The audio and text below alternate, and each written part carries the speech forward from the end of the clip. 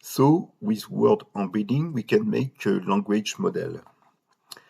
So language models are based on the distribution hypothesis. Mr. Fierce, which was linguistic, says that a word is characterized by the company it keeps, which means that words that occur in the same context tend to have the similar meanings. We can see this on this example here. We can see that the word dog, in red here, has the following context in this sentence. As we can see, with the second sentence, the word cat is in the same context than the word dog. So it means that because these two words, we can find these two words in the similar context, it means that they have similar meanings. Dogs and cats are small animals, and domestic animals, they have the same meaning. But for example, we won't be able to find a sentence where we have the small helicopters, for example, scratch the door. So it means that because helicopter and dog they don't have the same context, they don't have similar meanings. Language modeling is the use of various statistical and probabilistic techniques to determine the probability of a given sequence of words occurring in a sentence. As we can see on this example, the cat sat on the mat.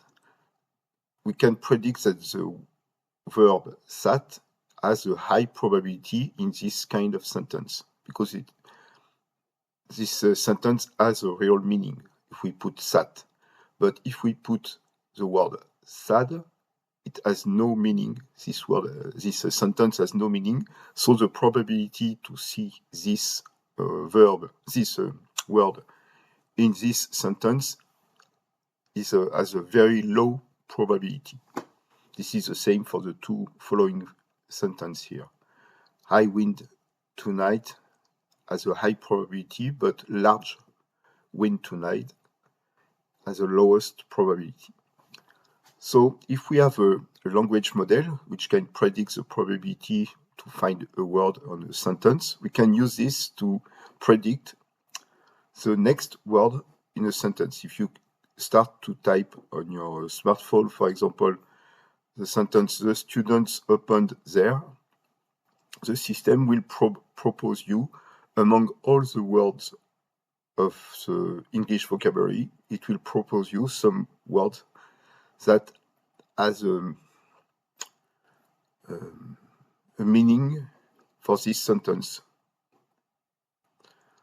So this language model can be used for a smartphone to predict the next word or to help the speech recognition or translation of text.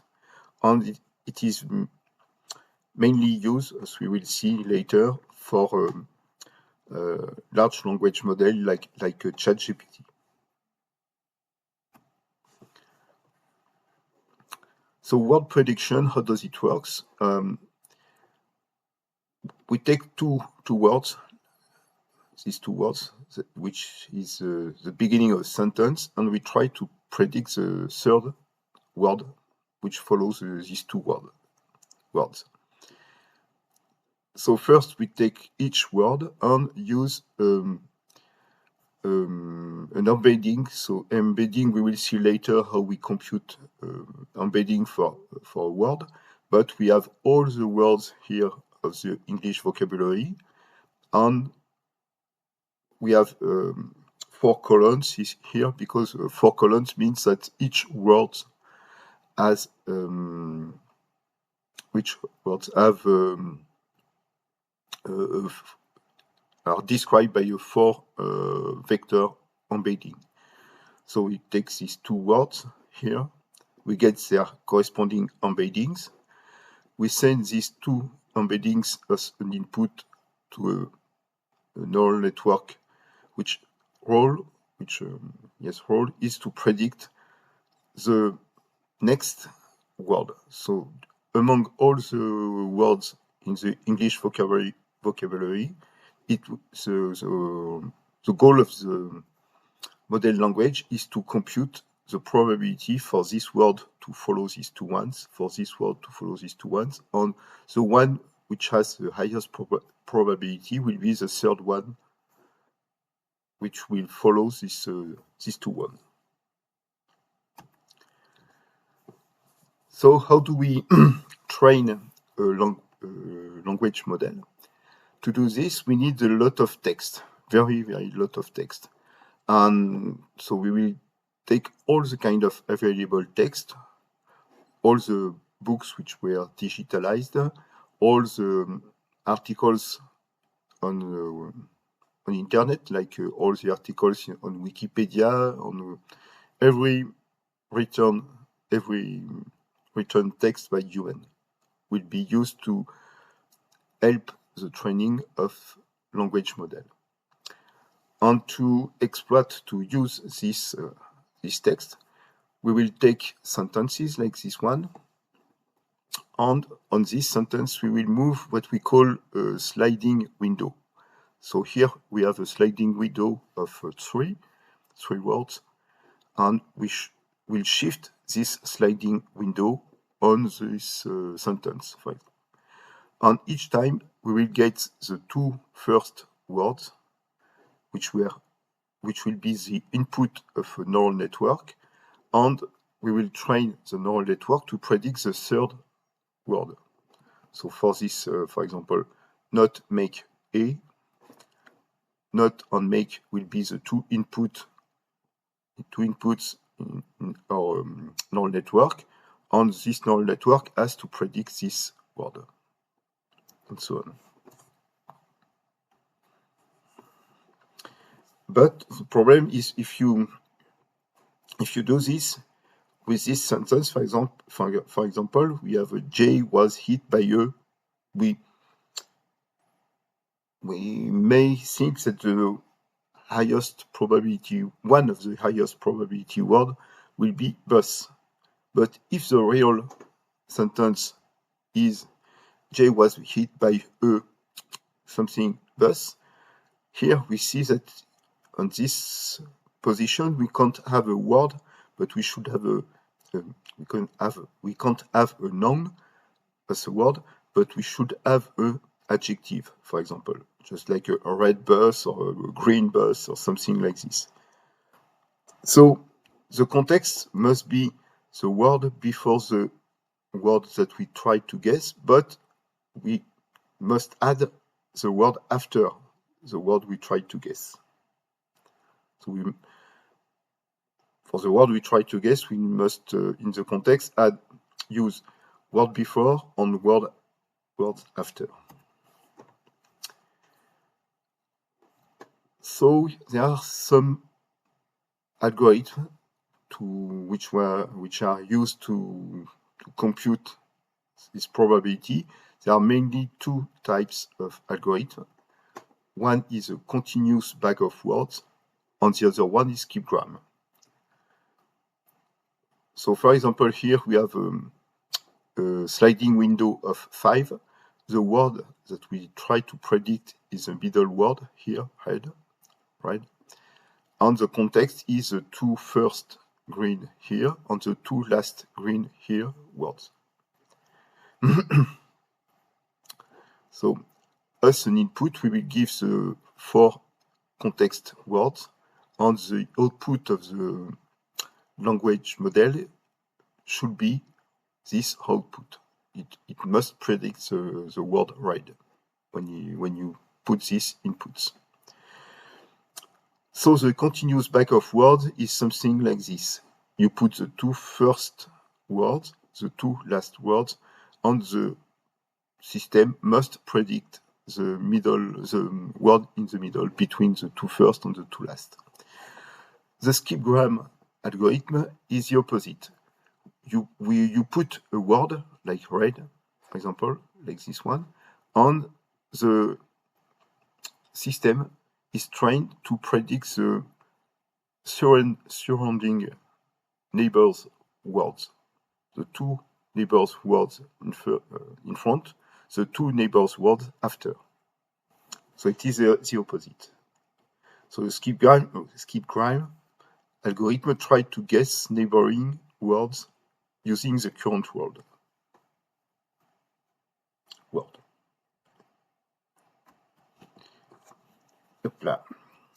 So let's see how skip-gram works. So we will analyze a text to make a list of examples for training.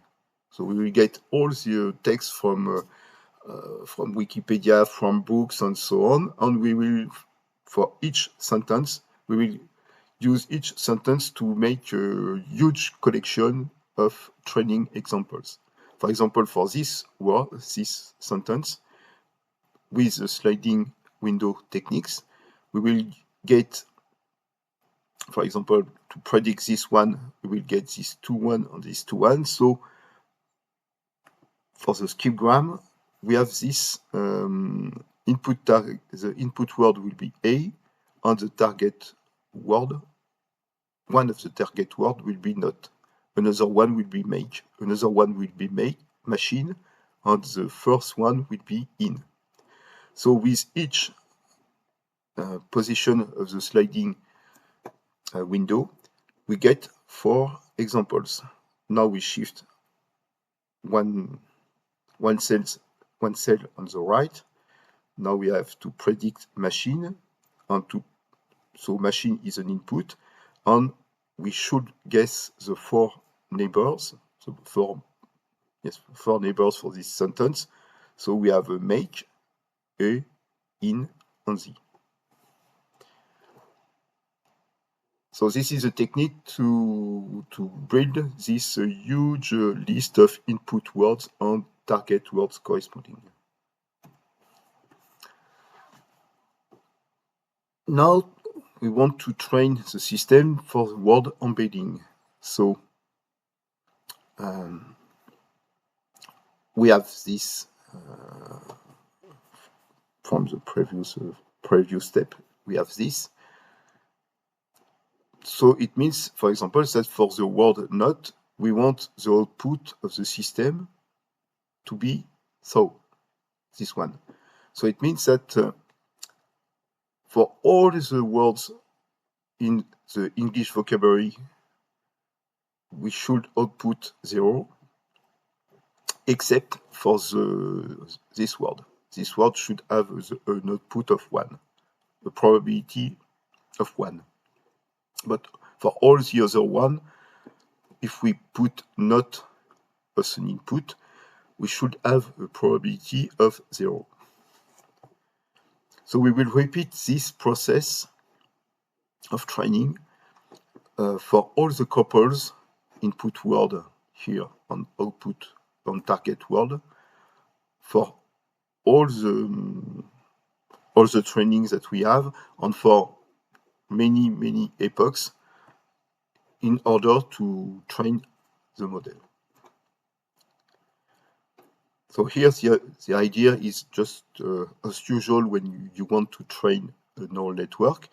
You get an input, you put an input here on the system, the neural network. The neural network will do a prediction for all, a probability prediction for all the words in the English vocabulary.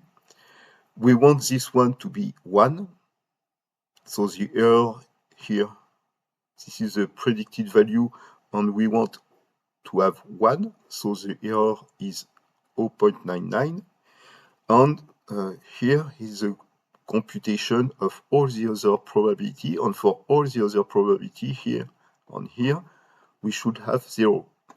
So with all these errors, with this vector of errors, we will update the model parameters for the next time. When we will put not, we should have a value here more close to 1, and the other value must be more close to 0.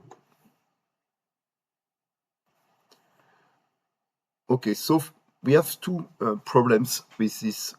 First, there is a problem of computational problem, because this tape, this way of doing a computation is very computationally intensive, because the step to compute the probability here and here for one word has to be done for all the words in the English or French vocabulary.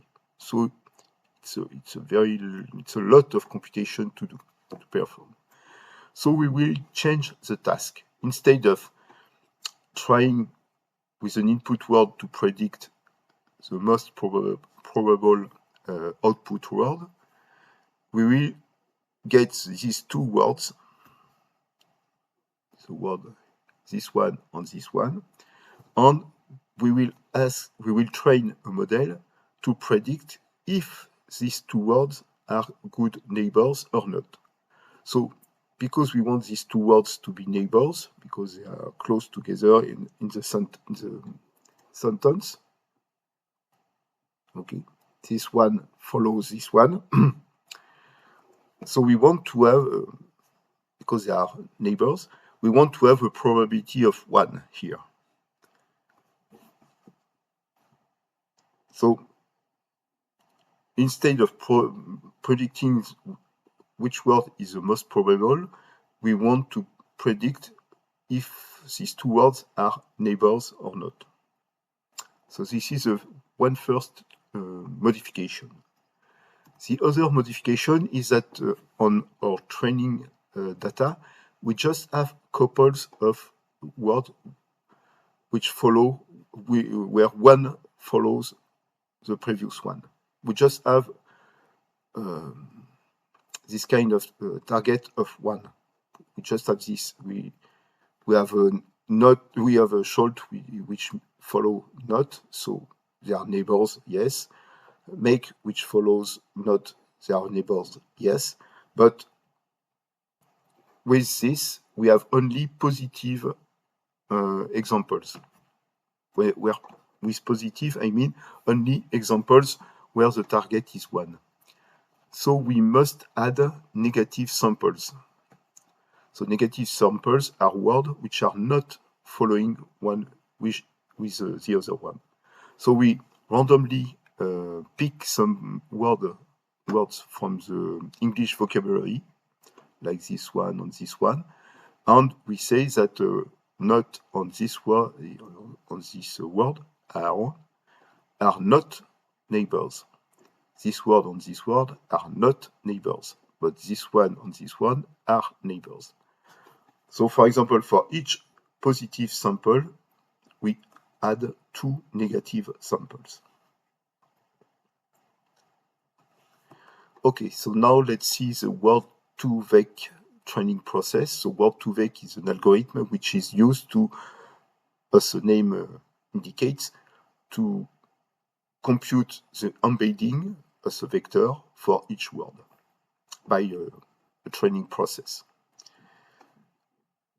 So first we will initialize two matrices like this. The first one, all have the same size. So they each have as many rows as you have words in the English vocabulary, for example, here.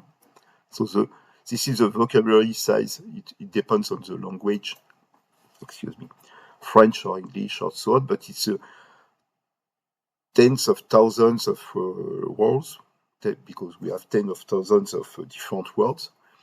And the number of columns is embedding size. So for realistic examples, its embedding size are about 512 or 1024, something like this. So we initialize these two matrices with random numbers, and then we will randomly choose one word on our examples here. So for example, we choose not, okay, and we will get the positive example and the two corresponding negative samples. Okay, so we have these three couples of words with a target of 1 and 2 target of 0. For each word, not salt, not Aaron, or not taco, we will get the embedding for the input word. We will get the embedding on the green, the embedding matrix. And for the output, for the 3 words of output, we will get the embedding in this context matrix. So we have here a vector, here we have another vector, and we will compute the dot product between the two vectors. So we get a number, and do the same for the two other one. Okay, and here is the target, the value that we want to have when we do the dot product between the two vectors. So we see, so instead of comparing this value, we we pass this value into a sigmoid to have a value between 0 and 1, to have a equivalent of a probability.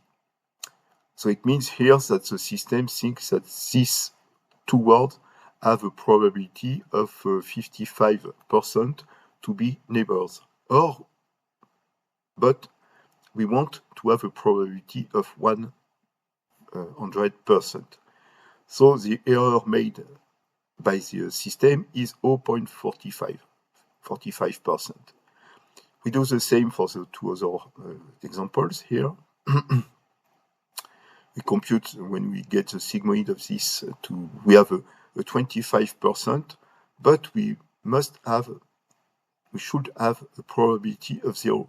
So the error here is a minus 0.25, and the same for this one. So with this error, we can update the 4 vector, the vector for not on the matrix of embedding, on the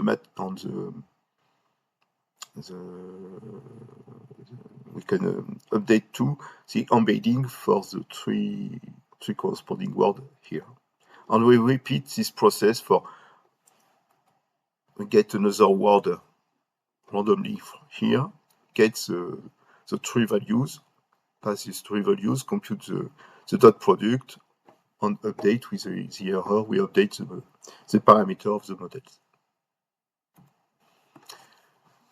So when after a few moments, when we finish to train the model language with the word-vec algorithm, for each word, we have a corresponding embedding vector.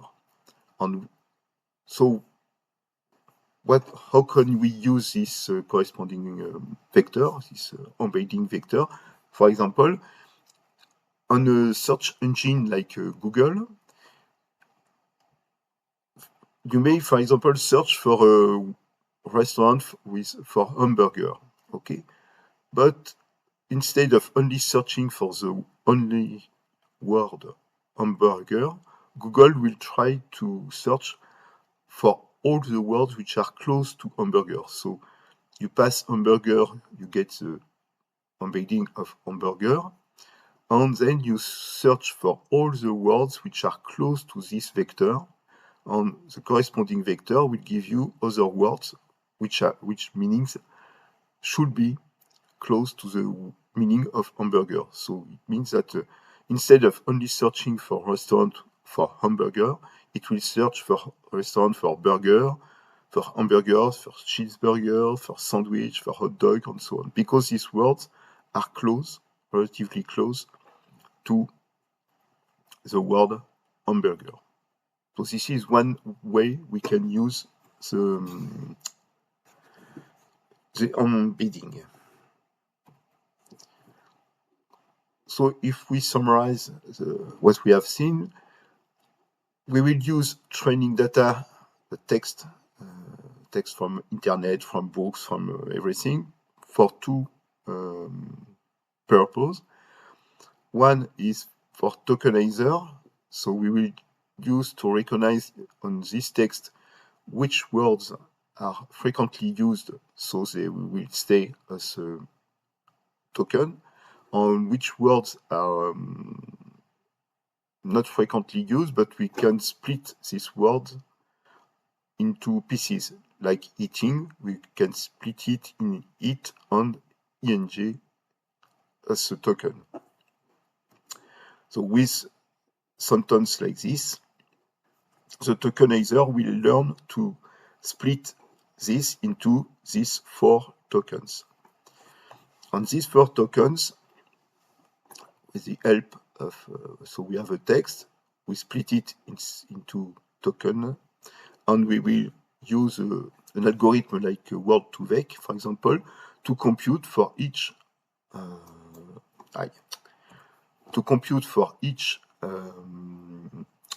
token, to compute the corresponding embedding coordinates. Another important thing we must take into account when we speak about embedding is self-attention. So let's see this on an example. Imagine we have trained a model language with a different sentence, and we have the word bank. So maybe the word bank is here, in the middle of these 3 vectors, three words here and the 3 words here. Why?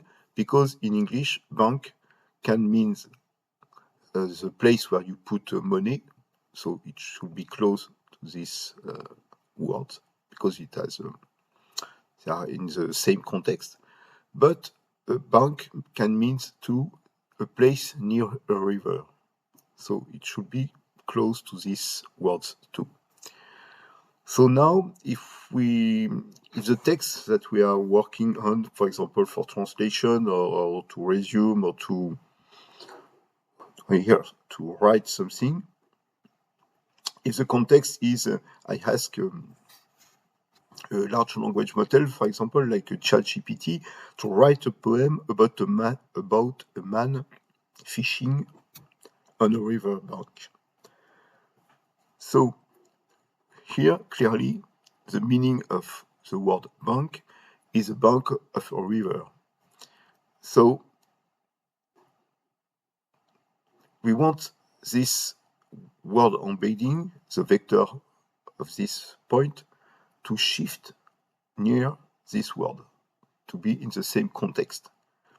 So the mechanism of self-attention, we won't have enough time to speak about it, but the mechanism of self-attention is, its purpose is to move an embedding, just like this one, related to its context here, for this word to be closer to the word which has